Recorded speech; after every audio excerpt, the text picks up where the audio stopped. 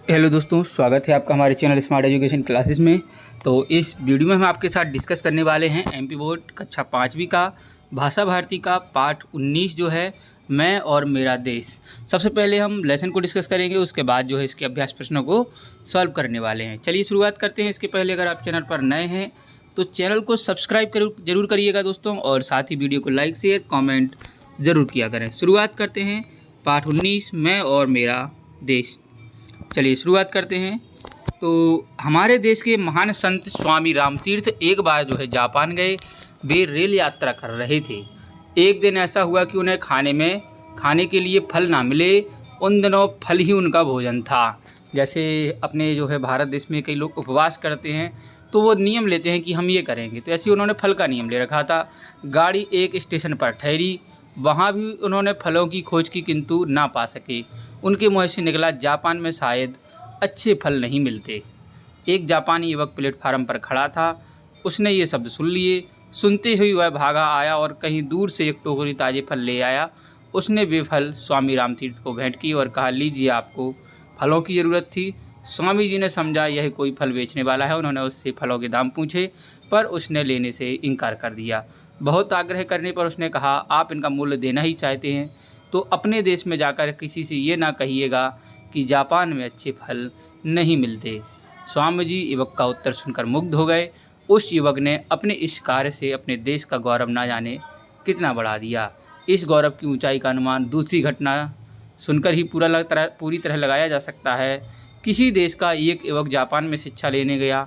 एक दिन वह सरकारी पुस्तकालय में कोई पुस्तक पढ़ने के लिए लाया। इस पुस्तक में कुछ दुर्लभ चित्र थे। इन चित्रों को उस युवक ने पुस्तक से निकाल लिया और पुस्तक वापस कर दी। किसी जापानी विद्यार्थी ने उसे देख लिया और पुस्तकालय को इसकी सूचना दे दी। आगे क्या हुआ? पुलिस ने तलाशी लेकर के वे चित्र उस विद्यार्थी के कमरे से बरामद किए और उस विद्यार्थी को जापान से निकाल दिया। अपराधी को दंड मिलना ही चाहिए। पर मामला यहीं तक नहीं रुका। उस पुस्तकालय के बाहर बोर्ड पर लिख दिया गया कि पुस्तकालय में इस विद्यार्थी का प्रवेश तो वर्जित है ही, उसके देश के निवासियों का भी प्रवेश वर्जित है। जहां जापान के एक युवक ने अपने काम से अपने देश का सिर ऊंचा किया था, वहीं दूसरे युवक ने अपने काम से अपने देश का मस्तक पर कलंक का ऐसा टीका लगाया जो ना जाने कितनों वर्षों तक संसार की आंखों में उसे लांछित करता रहा। हम यह समझ लें कि हमारी हीनता और श्रेष्ठता का संबंध देश की हीनता और श्रेष्ठता से जुड़ा हुआ है।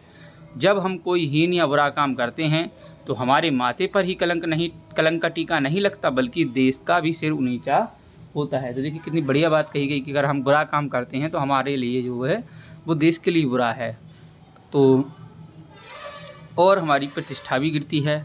जब हम कोई श्रेष्ठ कार्य करते हैं तो उससे हमारे ही सिर ऊंचा नहीं होता, बल्कि देश का सिर भी ऊंचा होता है और उसका गौरव भी बढ़ता है। इसलिए हमें कोई ऐसा कार्य नहीं करना चाहिए जिससे देश की प्रतिष्ठा पर आँच आए। क्या आप चलती रेलों में, मुसाफिर खानों में, क्लबों में, चौपालों और मोटर बसों में कभी ऐसी चर्चा करते हैं कि हमारे देश में यह नहीं हो रहा है, वह नहीं हो रहा, या गड़बड़ है या परेशानी है? साथ ही क्या आप अपने देश की तुलना किसी अन्य देश के साथ करते हैं कि कौन सा देश श्रेष्ठ है और कौन सा देश हीन है? यदि हाँ, तब आपको चिंता होगी कि देश की प्रतिष्ठा को बनाए रखने के लिए हमें क्या करना चाहिए। क्या आप कभी केला खाकर छिलका रास्ते पर फेंकते हैं? अपने घर का कूड़ा बाहर फेंकते हैं? अपशब्दों का प्रयोग करते हैं? इधर उधर की कर लगाते हैं? अपने घर या दफ्तर गली को गंदा रखते हैं? होटलों, धर्मशालाओं में या दूसरे स्थान, सीढ़ियों में, कोनों में पीक थूकते हैं? उत्सवों, मेलों, रेलों और खेलों में ठेलम ठेल करते हैं? निमंत्रित होने पर विलंब से पहुंचते हैं या वचन देकर भी घर आने वाले को समय पर नहीं मिलते हैं? इसी तरह शिष्ट व्यवहार के विपरीत आचरण करते हैं? यदि आपका उत्तर नहीं है तो आपके द्वारा देश का सम्मान बढ़ेगा और संस्कृति भी सुरक्षित रहेगी। तो देखिए कई चीज़ें होती हैं दोस्तों। अगर आप कुछ छोटी चीज़ें हैं, देखिए उन्होंने कहा कि केला छिलका रास्ते में फेंकते हैं, घरों का कूड़ा बाहर फेंकते हैं, तो ये भी जो है अगर आप ऐसा कर रहे हैं तो आप देश के साथ धोखा कर रहे हैं। ठीक है, आप उसके सम्मान को और उसकी संस्कृति को गिरा रहे हैं, तो हमें ऐसा नहीं करना है। तो ये था हमारा पाठ। अभी भी आपने चैनल को सब्सक्राइब नहीं किया तो ज़रूर करिएगा। चलिए अब हम इसके अभ्यास प्रश्नों को शुरू करते हैं। तो देखिए, निम्नलिखित जो है निम्नांकित शब्दों के अर्थ शब्दकोश से खोज कर लिखिए। आग्रह, आग्रह का अर्थ होता है अनुरोध। श्रेष्ठ यानी कि अच्छा। आघात बहुत धक्का या चोट। सुरक्षित ठीक प्रकार से। अपशब्द यानी कि बुरे वचन। मुग्ध मोहित निषिद्ध होता है, रोक या मना। ठेलम ठेल यानी कि धक्का मुक्की। लांछित कहते हैं आरोपित। दुर्लभ जो बड़ी मुश्किल से प्राप्त है। आचरण व्यवहार। शिष्ट अच्छा व्यवहार। प्रतिष्ठा कहलाता है सम्मान। वर्जित मना या रोक। और पुस्तकालय जो पुस्तकों का संग्रहालय होता है। विलंब यानी कि देरी। अब है निम्नलिखित प्रश्नों के, तो जापान की यात्रा कौन कर रहा था? तो जापान की यात्रा भारतवर्ष के एक महान संत स्वामी रामतीर्थ जी कर रहे थे, पहला। दूसरा है, स्वामी रामतीर्थ के लिए फल कौन लेकर आया था? उसने फलों का क्या मूल्य मांगा? तो स्वामी रामतीर्थ के लिए एक जापानी युवक फल लेकर आया।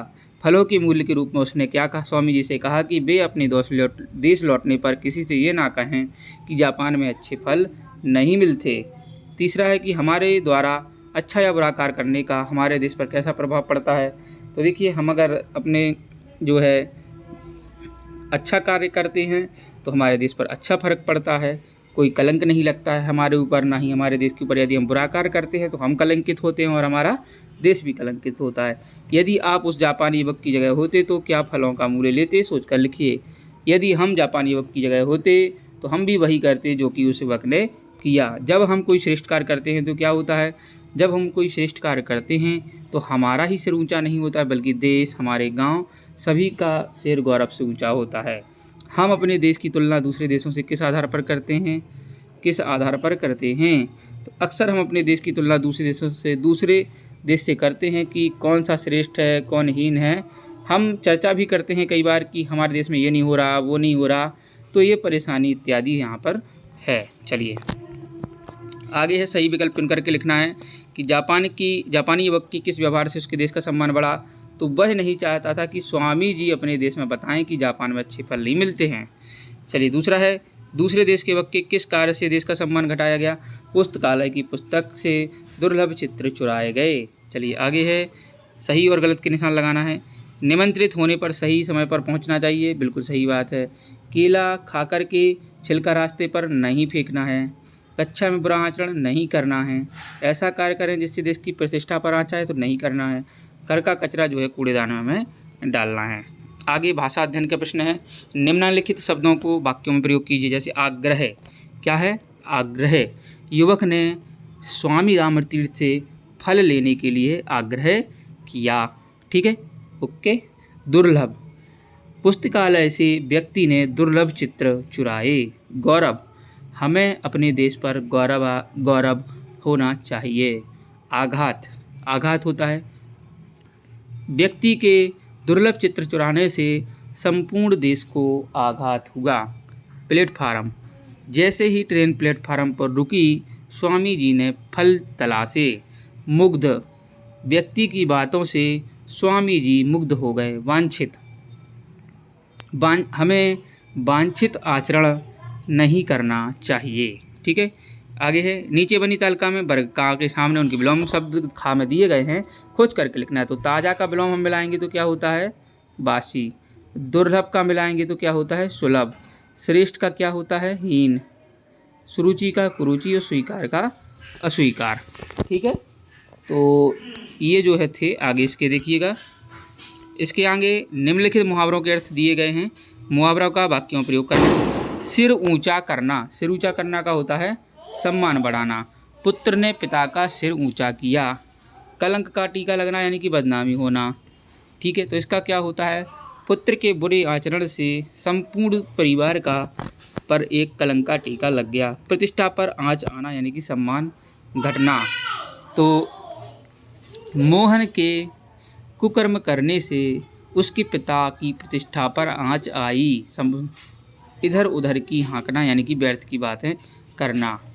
अक्सर दो युवतियाँ इधर उधर की बातें करती हैं या उधर उधर की हाँकती हैं।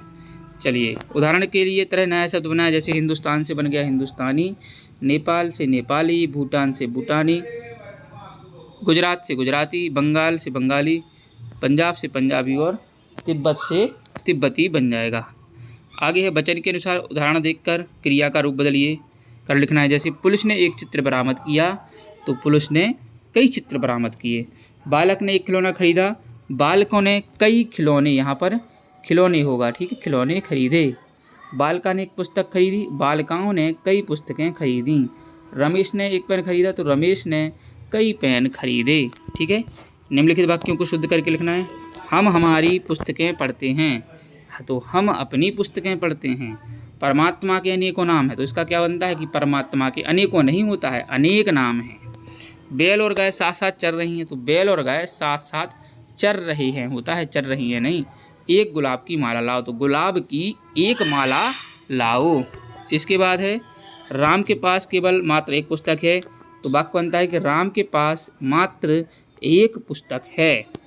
इसके बाद एक तरफ दिया है विशेषण शब्द जो देशी है और दूसरा है संज्ञा शब्द। जैसे देशी का क्या बनता है, देश। जापानी का क्या बनता है, जापान। और प्रतिष्ठित का क्या होता है, प्रतिष्ठा। व्यावहारिक का व्यवहार और मोहित का होता है मोहे। ठीक है, तो ये थे जो है हमारे प्रश्न आपके, और ये पाठ पूरा होता है। वीडियो देखने के लिए आपका बहुत बहुत धन्यवाद। वीडियो को लाइक करिए, चैनल को सब्सक्राइब करिए, और साथ ही आपको कोई चीज़ पसंद या समझ नहीं आती है तो कमेंट करके ज़रूर बताइएगा। धन्यवाद दोस्तों, जय हिंद, जय भारत।